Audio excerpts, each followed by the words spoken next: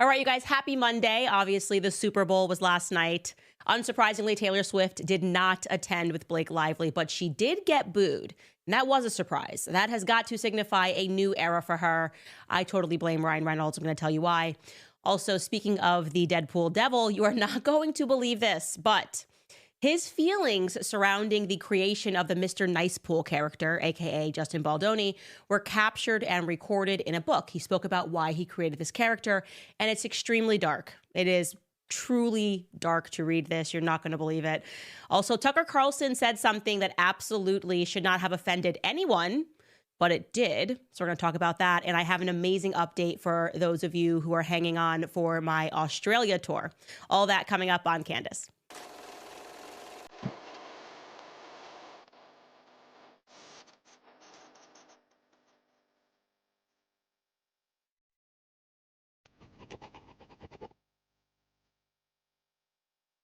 All right, so leading up to the Super Bowl, my producer had this idea that Taylor Swift might attend with Blake Lively. He was like, that's going to be when we can really see. And I was like, there's a 0% chance, there's not even a -1% chance that Taylor Swift is showing up with Blake Lively and Ryan Reynolds. That is, just put it out of your mind, because she has proven time and time again, no matter what you think about her, whether you love her, whether you hate her, she cares deeply about what the public thinks. That is just a fact. Whether you think that's a good thing, that we can kind of manipulate who she's friends with, there have been plenty of examples of that, right? First and foremost, Matt Healy. Everyone forgot about Matt Healy. She was like really deep into that for a couple of weeks or a month or whatever, until her fans said no. And she cared so much about that. He was caught on a podcast saying something about Ice Spice that she then became friends with Ice Spice, because she was like, I cannot have this, and she left Matt Healy. Then, of course, notoriously, the Kanye West debacle over the lyric. They were, quote unquote, best friends. They had a phone call discussing the lyric. The public heard the lyric, freaked out, didn't like the lyric. Taylor Swift suddenly was like not okay with any part, or she didn't mention the phone call, but we know it wasn't good for her brand anymore, and she moved on. And now we have Blake Lively, and they've been friends for 10 years. And I am telling you, I knew leading up to the Super Bowl, godmother or not a godmother, she will throw the god babies out with the bathwater. That's just a fact, okay?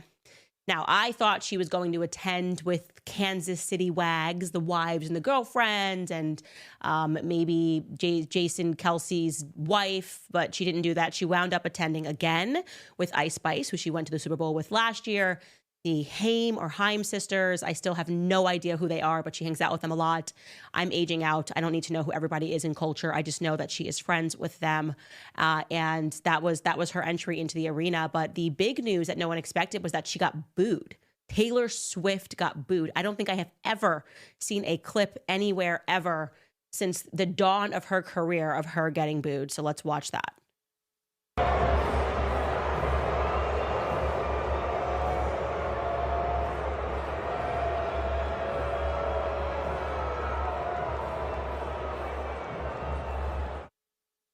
Okay, first off, shout out to Ice Spice. I like this look on her a lot better than the look that she had last year. She looks a lot better. Never want to be a hater. Secondly, you can see she's quite startled by this. A lot of people enjoyed it. I think no matter what, getting booed in a stadium, it just doesn't feel good. You know, a little piece of me does feel very bad, because it's super embarrassing. Like I said, no matter how famous or how rich you are or how secure you are, getting booed like that in a stadium it's embarrassing. It just is. And I think it's leading to a lot of questions rather than people debating or being like, I'm pro Taylor or anti Taylor. It's a cultural moment that should be discussed, which is why was Taylor Swift booed? She's coming off of her Eras tour. She is arguably one of the top 5 most famous people in the world. And some people rushed and said, oh, that's just the nature of football. No, let's not take that excuse. It's not because it's football. Okay. She was at the Super Bowl last year.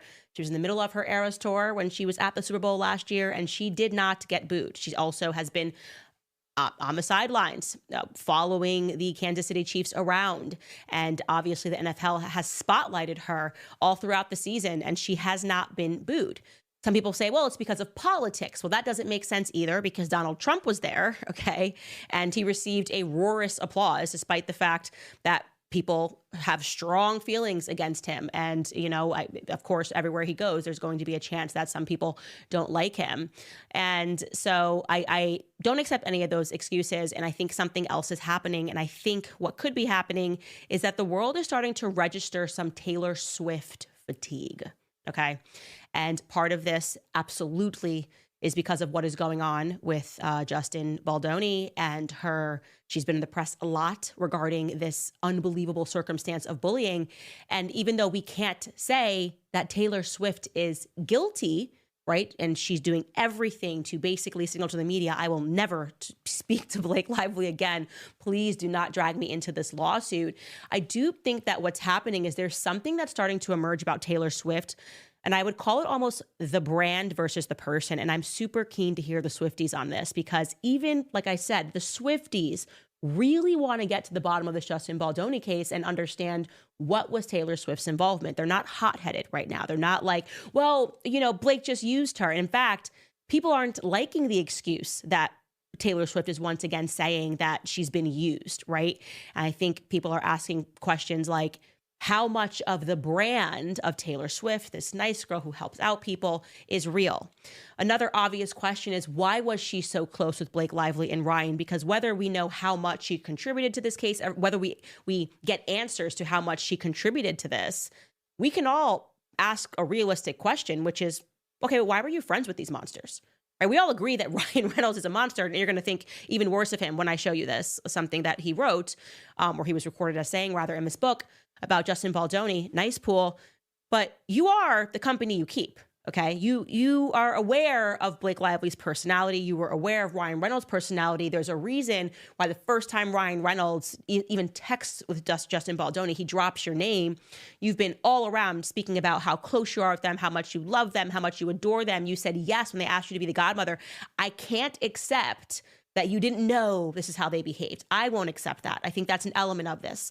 And then it leads you down, I think, a path where you go, okay, well, has every ex really been so terrible with Taylor Swift? Was Calvin Harris lying when he said that she operates behind the scenes? I'm summarizing, but he was basically like, I know your moves. You use the media to go after people. Remember that moment where Icarus almost flew too close to the sun with Taylor Swift, and Calvin Harris said some stuff, but at that moment, the world wasn't ready to hear that, and he got attacked for saying that. Like, oh my gosh, how could he do this? And he was basically saying she's playing a media game. Are people starting to go back and revisit that? Is she really always just being used and being treated terribly? Or should we accept some of the lyrics in her songs when she tells us that she's the author of a lot of that she controls things behind the scenes? Is that just being art? Is she just using art and imagining herself as that person? Or is Taylor Swift a media empire that is able to get out a narrative regarding various topics? And those narratives are sometimes not always in line with the truth. Are people getting Taylor Swift fatigue, I would say, is the question, okay? And my producer getting into the presentation of her versus the reality of who she might be. My producer pointed out something that is incredibly interesting that we should have picked up on and discussed before, okay? Back in 2016, notoriously, Kesha accused Dr. Luke of sexual abuse. And there was this image of her, which was plastered everywhere. It was just like at the beginning of the Me Too movement, of her in the back of a courtroom crying when a judge decided that she was not able to simply, leave her contract with Sony. And I think Dr. Luke owned 6 albums. She hadn't delivered them, and she was crying. And just that picture, without people really knowing the facts of the case, got people to react. And suddenly all of these celebrities started donating to her legal fees. And one of those celebrities, by the way, was Taylor Swift. She instantly jumped in 2016 and donated $250,000. And she had her team make a public statement. A representative for her said, quote, in a show of support, Taylor Swift has donated $250,000 to Kesha to help with any of her financial needs during this trying time. Okay, fine. And I want to also be clear, that's not the first time that she did that. Way back in 2013, and I, by the way, to this day will say I believe this happened to Taylor Swift, like she was telling the truth 100%. Remember you had that weird, creepy radio guy who grabbed her butt And you could see it here. And there's just no way she took this guy to court for 4 years because it didn't happen. Like, she took a stance and was like, this is unacceptable, kept him in court for 4 years. In 2017, she wins the court case for $1 because she just wanted to send a message about how what he did was not okay. Very good. And then she decided to donate on top of that in 2017 to assault victims, right? Here is the headline in Reuters: Taylor Swift donates to assault victims group after groping win. Okay, so very happy to hear that. Then that instantly just makes us go, okay, well, wait a second. If all of that is how she reacts to sexual assault, do you mean to tell me that she then has a best friend of 10 years, okay? 10 years her and Blake Lively have been friends. And her best friend has selected Taylor Swift to be the godmother of her children, okay? They're all over the place together. They're being photographed. They're sharing each other's secrets. They're telling each other everything. They're basically branding each other together, going through relationships, a decade of friendships. Her and Ryan Reynolds, I think she said like Ryan Reynolds was like a brother to her or whatever it was that we covered when she was promoting Deadpool for him. And now we have December of 2024, and her best friend comes out and says, it happened to me too. You know, I was sexually harassed by Justin Baldoni. It's terrible. You're going to tell me these girls were not speaking about this all year, knowing what we know now, knowing that Blake has come out and said Taylor was with her every step of the way. She was with you every step of the way in the making of this movie, which means that you were speaking to her throughout this movie, talking to her about this horrific incident that happened to you. You're so close. And yet you drop this lawsuit and Taylor Swift elects to remain silent. You guys buying that? Are you guys buying that Taylor Swift would choose to remain silent if she thought or knew that the allegations that were being made against Justin Baldoni are true? No, you're not buying that. I'm not buying that. And here's what I want to say to you about that, because what it signals to me is that Brian Friedman needs to get this girl on the stand yesterday. I am telling you, he needs to depose Taylor Swift because she knows something. What it signals to me is that she maybe knew that Blake and Ryan were orchestrating a plan in order to take over this movie. Okay. Like I said, everything about what had happened as I was reading through this lawsuit it reminded me of Taylor Swift in terms of the Deadpool stuff, like dropping an album, dropping all of these Easter eggs, saying all of these things on Instagram. It felt to me like a Taylor Swift album. And then we found out that she was close, like she was involved in all of this stuff. And I'm just going, what's going on? And it is actually the loudest silence in all of this is that Taylor Swift did not make a statement when that was filed. And she for sure would have known, given the nature of their relationship, that it was going to be filed. So what gives? What gives? Ironically, in the Dr. Luke situation, he may have been a guy before his time, but his defense was this sexual abuse did not happen. Rather, Kesha is making these allegations because she wants to change her contract. I'm saying that's just a little bit of irony here, okay? Anyways, moving on from that, Ryan Reynolds, if you have not seen him, he's been spotted out in public a few times in New York, also at an event. He now looks exceedingly thin. He's lost a lot of weight, showing that he is stressed. Again, I do not wish bad for him and Blake. I don't wish bad on anybody. I just want, I'm almost like asympathetic. I feel nothing for them. I have no sympathy for them. And I just want them to get what they have coming to them, which is for people to recognize who these people are. Okay. And so in an amazingly psychotic find, someone that I used to work with texted me this weekend, and we just like kind of get deep in the trenches together on like research stuff the whole time. We'll just get like obsessive about things. And she randomly texted me and she informs me that Ryan Reynolds actually has a book that is published. It's not, like, he didn't write the book, but essentially, and this is some Comic-Con stuff, guys, like literally, like if you're deep into Marvel Universe or DC Universe, you may know about these things. I definitely did not know about these things, but they create these books essentially about all of the movies, and they're sort of these art books. This one's called Marvel Studios, Deadpool and Wolverine, the art of the movie. I know there's going to be someone watching this that's like very into the comic universe stuff, and they're going to be like, Candace, you're describing this wrong. I'm doing my best, okay? Essentially what that is, it's a gallery of never before seen artwork, which is the description, and exclusive lithographs and in-depth interviews with the creative team. So these are created by going to the team, speaking to the characters, and asking them, people that have made this movie, movie, essentially the original artwork, the lithograph, whatever, and then saying like, tell me how and why you created this character. And so they sit down with these characters and the people that created them, and they ask them questions. And I am scared. I am so scared. So I'm going to read you directly what Ryan had to say when they sat down with him to discuss Nice Pool. Okay, I'm going to show you this, and then I'll give you the exact quotation. You can pull this up. This is from the book. I ordered it. This cost me $80. I spent $80 on this so that you don't have to. It doesn't arrive until tonight, but I was able. She was able to. She found it actually on like a super niche YouTube page of somebody who just goes through these like Marvel art books or whatever. And she was able to screen grab it. And then I ordered it, but it doesn't arrive until 10 p.m. tonight.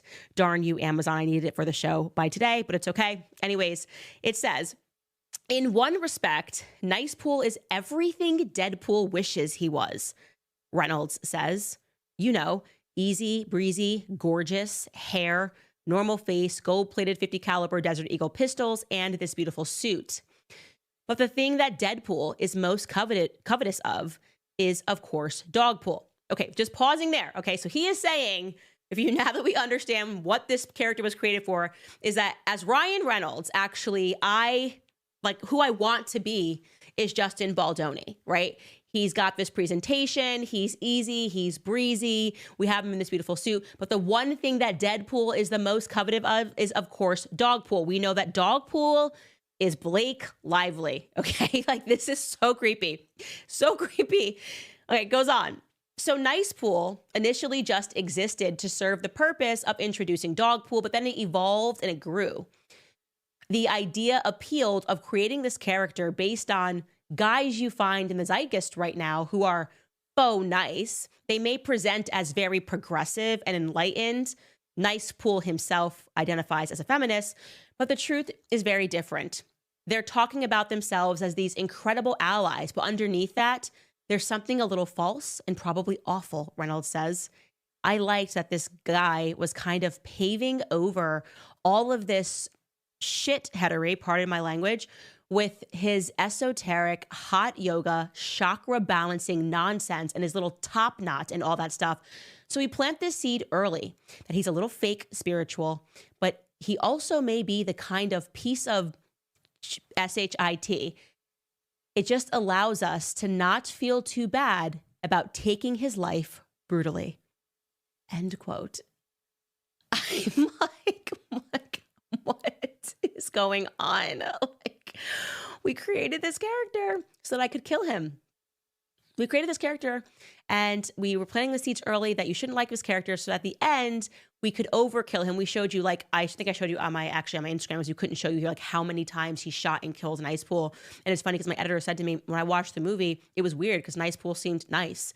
And then there was this just scene of him just killing him. And there's no way to look at this other than to recognize that Ryan was living out his fantasy of killing Justin Baldoni via the movie Deadpool. And there is like no way to normalize that or to excuse that. He was living out a fantasy of killing Justin Baldoni. Like, that's the reality, okay? He wrote about this down to like his hair somehow Justin Baldoni was driving him insane. He talks about everything Justin Baldoni speaks about on his Instagram. I told you when I crawled through it. I mean, there's just no question that this character that he created late in the day, which we went through the timeline, he added, like, tacked all of these scenes on late in the day when principal filming for photography party was already over. And then he's like, let's get the gang back together so I can fantasize about murdering Justin Baldoni.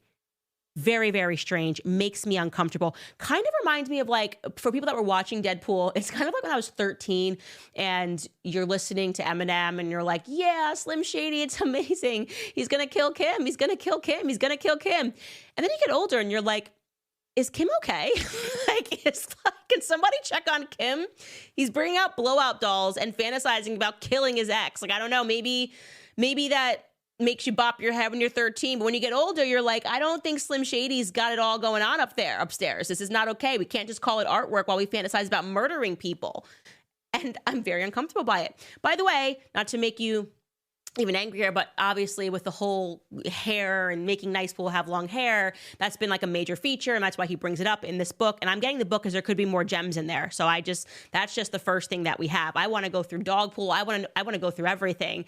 But you should know that Justin Baldoni's like phase of having really long hair, which deeply upsets Ryan on some sort of a spiritual level, was not something that he grew out in an effort to reinforce a stereotype. Like, yes, my cousin does like a little bit of kombucha. I actually don't know if he does. I feel like he does. And I do think that he is a stereotype in many of those ways. But his hair, he actually grew out to donate to children with cancer. He documented that. He was growing it out because he wanted children with cancer. You have to get it to a certain length if you do that. And then he chopped it off in April of 2023, right before they began, or the same month they began principal photography on It Ends With Us. And his hair had obviously gotten long enough. So here is the video of him explaining to his kids that this is going to children who have cancer, just in case you needed more of an excuse to really strongly dislike Ryan Reynolds. So the reason you're cutting it like that, baby, is because Daddy's going to donate his hair to somebody who can't grow their hair. Like maybe they got cancer, like Uncle Zach, or they lost their hair. So he's going to give all this hair to somebody. That's why you got to cut it perfectly, right there. You ready? Okay. Here we go. Right. 1, 2. So I even. Yeah! Someone's going to be so happy to have his hair. Daddy, it's really nice. Sweet. I love your heart so much. I'm not crying because I'm losing my hair. I'm crying because you just notice it. So there you have it. So I have this theory because what Ryan does is so by the book narcissistic abuse. It's not that it's unusual for Deadpool to have a nice pool. The character existed. He then turned the nice pool character into Justin Baldoni and turned it into basically however he felt his insecurities about dog pool being Blake Lively. That was made very clear once you were able to kind of go through his text messages and get a sense of the situation, right? And I've realized that his issue is control. We've talked about this. And one thing that will really drive somebody who exhibits this sort of behavior crazy is feeling like control has been removed from you. And so I had said to you guys last week that there's an element of this that I'm convinced has to do with Scarlett Johansson, right? Call me crazy, but I got to run this by you, okay? I believe that to Ryan Reynolds, she is the one that got away. I am sorry. She is glowing. She is beautiful. I think objectively, we could just say like she's had a way stronger career than Blake Lively.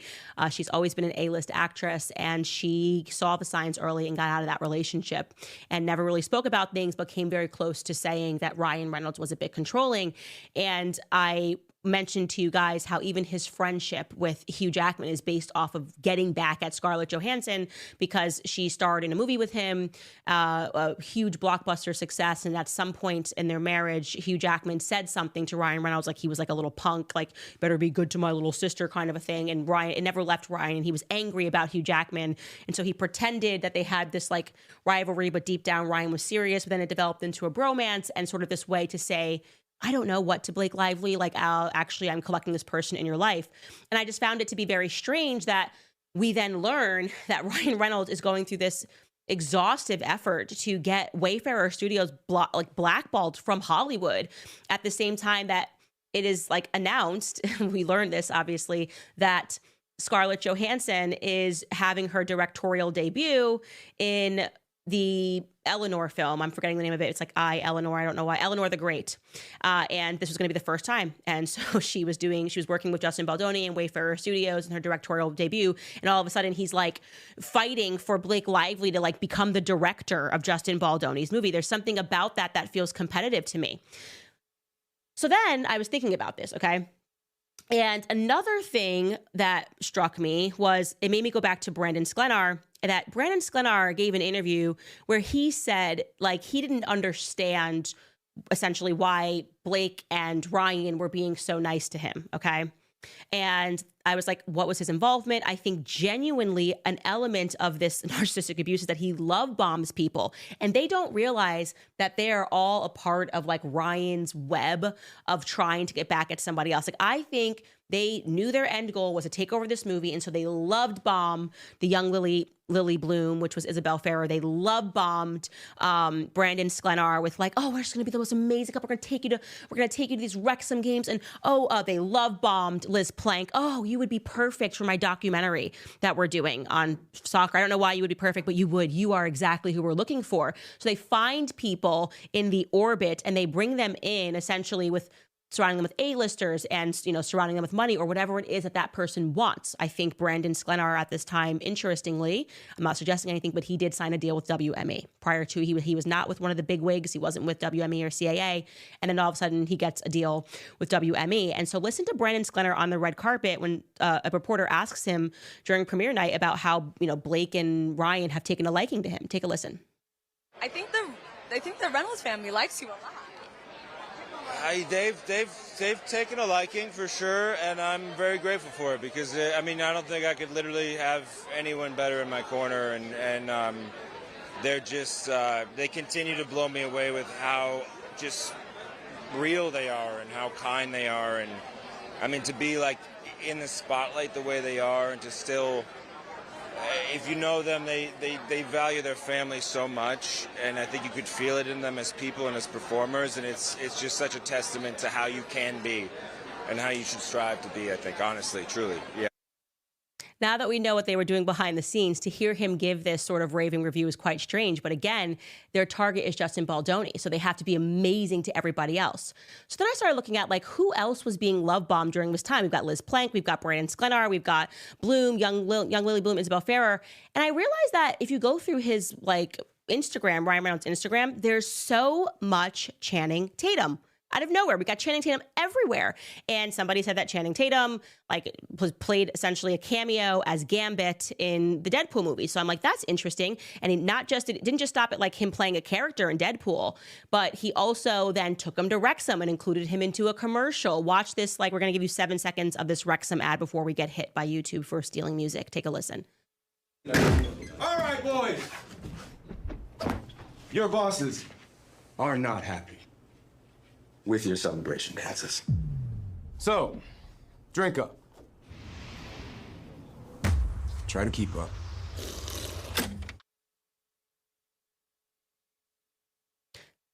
So he dances in this ad and whatever, again, weird crossover event. Like I know that they have both worked with Marvel, but like they didn't have this like bromance. This is also during the Justin Baldoni crazy time. So I started wondering, what's the connection here? What am I missing here about Channing Tatum? And it's got to be something about power. It's got to be about control. It's got to be about narcissistic abuse. And then this caught my eye, very interestingly, okay? Scarlett Johansson was co-starring as a love interest alongside Channing Tatum at this time as well. So she had a couple of things going for her. She's got tons going for her, but you know what I'm saying. She had her upcoming directorial debut, which was slated for 2023 for her to start filming in Eleanor the Great with Wayfarer Studios. They start targeting Wayfarer Studios, and he wants to make her director. She also was filming with Channing Tatum as his love interest in a movie called Fly Me to the Moon, okay? And all of a sudden, Channing Tatum is now being announced in 2024 after principal photography has already begun for Deadpool that Ryan is bringing him in as Gambit just for a cameo. And people thought, by the way, in the Marvel Universe world, this was amazing, an amazing act of kindness because for years, there's this whole long story about how Channing Tatum has wanted to play Gambit since he was a child. It was his lifelong dream. He came really close to it. And then like Marvel sold to Disney and they dropped him. So he wasn't going to be a lead of the movie. And then all of a sudden, here we go. Good guy Ryan Reynolds jumps up to the plate when he's spending time with his ex-wife and is like, I'm going to give you a cameo here. But I didn't want to jump to conclusions. I was like, maybe this really was just extraordinary timing. Maybe it wasn't even Ryan Reynolds who cast Channing Tatum in Deadpool and Wolverine. And it was some other executive.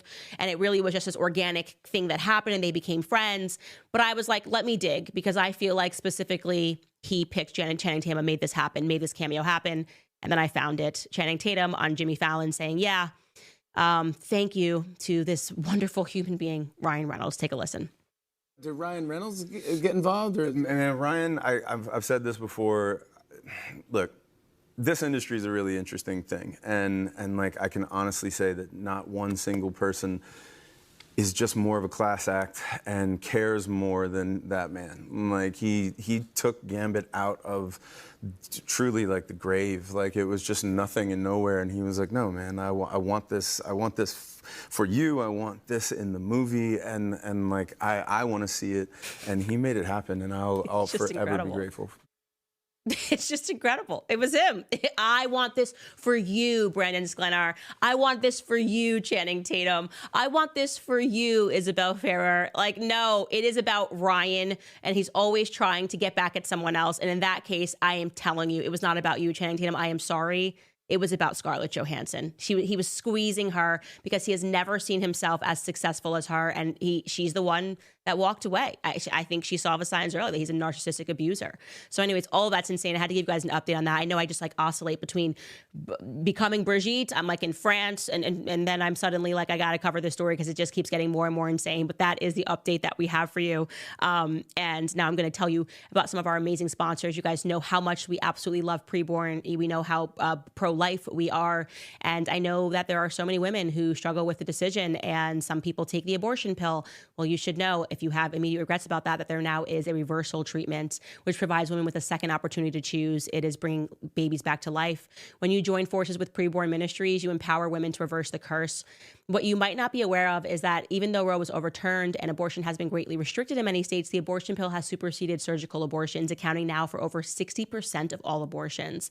Preborn's network of clinics are on standby for women in those darkest hours. They meet with them with God's love, free services to help them choose life through ultrasounds and the abortion pill reversal protocol.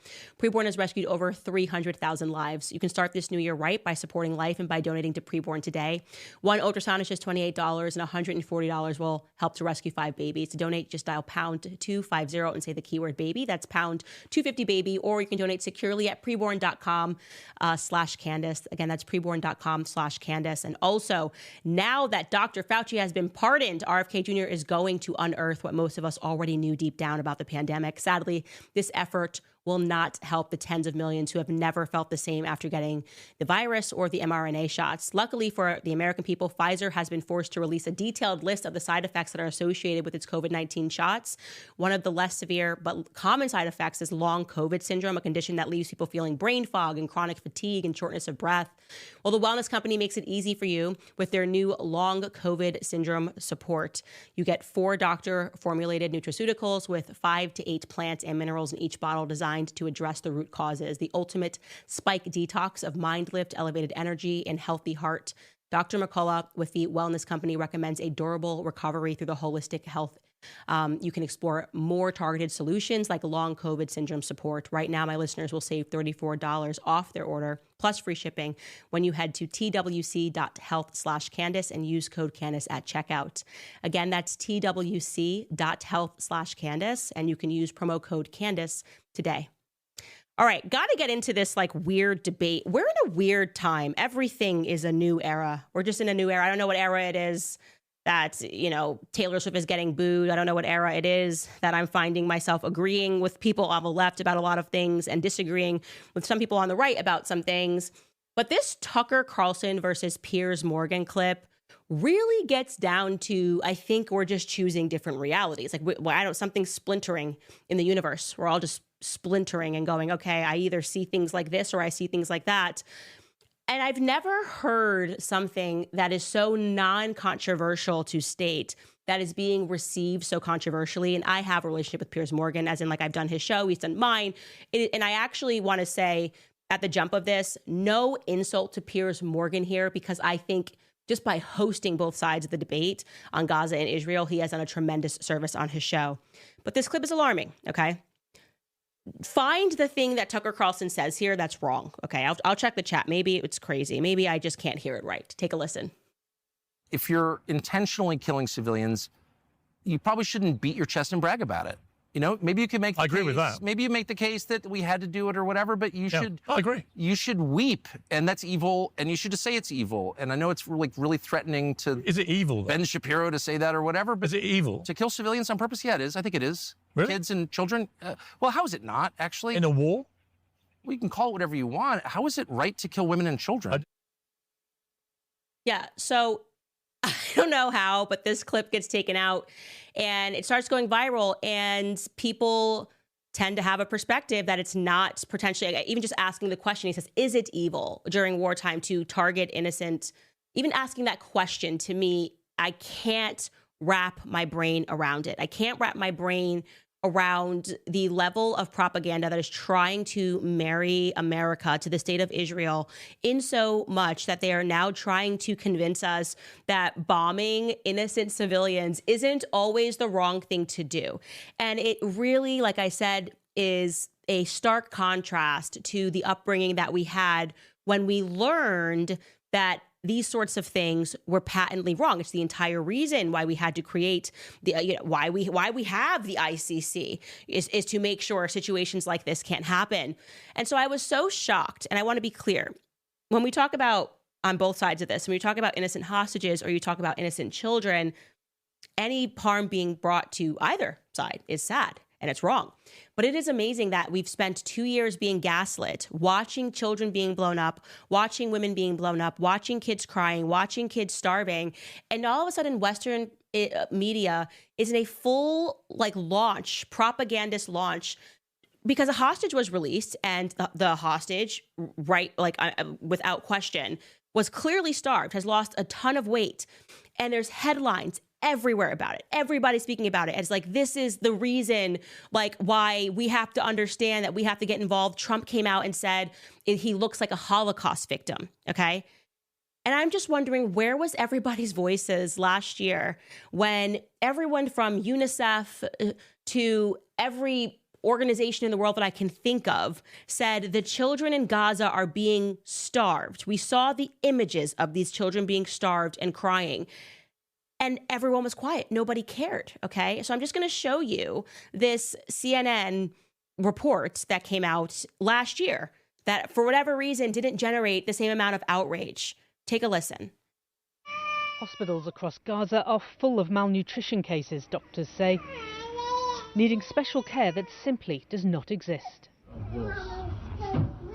Eunice is 9 years old. His mother takes off his T-shirt to show the painful evidence of malnutrition and extreme dehydration. She says he was healthy until they were displaced multiple times, from northern Gaza to Rafah to a beach area where she says they don't even have a tent. Food was no longer available, his mother says. There were bad living conditions and polluted water. I'm losing my son in front of my eyes. More than 50,000 children require treatment for acute malnutrition, according to the UN Agency for Palestinian Refugees, UNRWA. The entire world, it felt like the entire world looked away. The Western media looked away when these kids were starving to death. And now all of a sudden we get back one hostage, which was starving in an area in which we knew that food wasn't going into. And we were gaslit and we were told that noticing that was anti-Semitism, which is shocking because Palestinians are Semitic. And now all of a sudden we get one hostage that is in bad condition, which is not okay. I want to be very clear on my perception of that. Any person being starved who has nothing to do, like Tucker said, innocent people, especially women and children, though. And it is like all they want to talk about. It's like, finally, we've got it. And so this, just to be clear to people, is why people see Israel as an ethnic supremacist state. Because what you signal to people over and over again is that if an Israeli is starved, if an Israeli is killed, then it's problematic. But if tens of thousands of children are murdered, or if an entire population is being starved, that's just the cost of war. Okay, that's not good messaging. And there is no amount of social engineering and propaganda that is going to convince me that what happened to the Gazan children is okay. So I've chosen the reality wherever Tucker Carlson is, where we can just plainly call things evil, and we get to say that there's something deeply wrong with our media for trying to turn us into supremacists and for recognizing that what's happening over there is an evil, as we talk about these children like they're just like real estate, like they're a real estate deal. There's no amount of propaganda that's going to transform that. And so this, by the way, is a perfect time to tell you an amazing update for those of you that knew. I'm going on tour in New Zealand and I'm going on tour in Australia.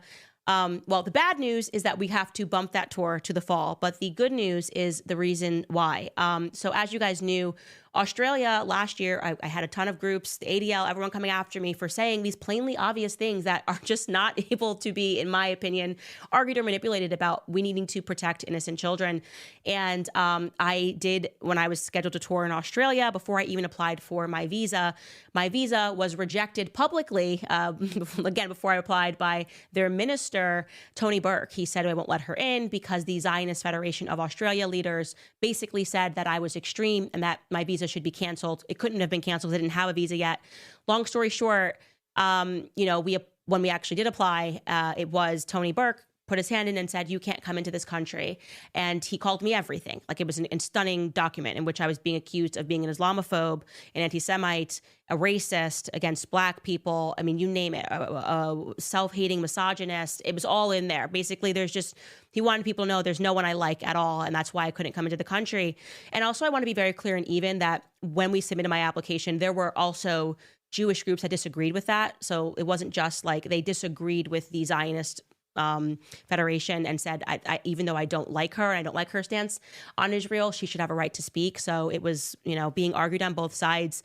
But we appealed our case, to the High Court, which is essentially their Supreme Court. And we just heard back that the full bench wants to sit this, meaning the entire court, rather than just getting a judge or getting someone to hear it. They're not only accepting this case, but the full Supreme Court, if you will, of Australia is going to hear this case, which will be coming up soon.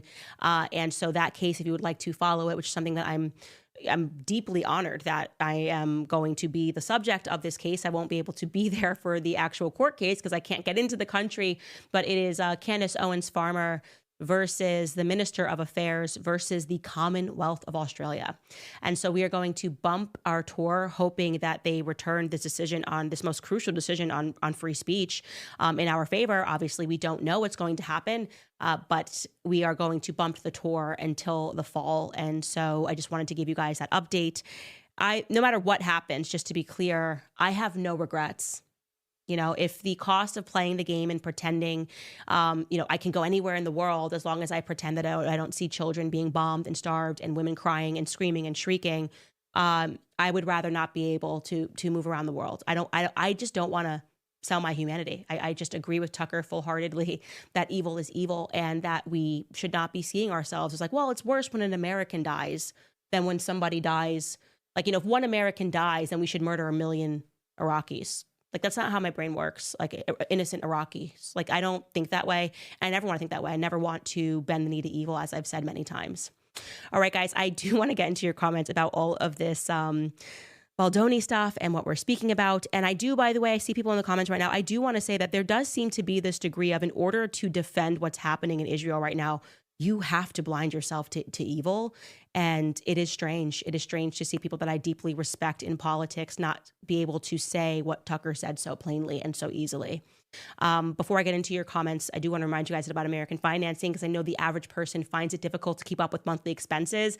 In most cases, there is little left at the end of the month to cover any extras. Most Americans aren't getting a big raise, expenses are up, and it's very hard to manage without using credit cards. But if you're a homeowner and you're frustrated with that cycle, you can make a 10-minute no-obligation call today to my friends at American Financing. If you're carrying a credit card balance each month with a rate in the 20s or even 30s, American Financing can show you how to put your hard-earned equity to work and get you out of debt. Their salary-based mortgage consultants are saving their customers an average of $800 a month. And if you get started today, you may not even have to make next month's mortgage payments. There are no upfront fees, so it costs nothing to find out how much you could be saving every month. So call American Financing today at 800-795-1210. That's 800-795-1210, or visit americanfinancing.net/Owens. That's americanfinancing.net/Owens. All right, guys, let's get to your comments.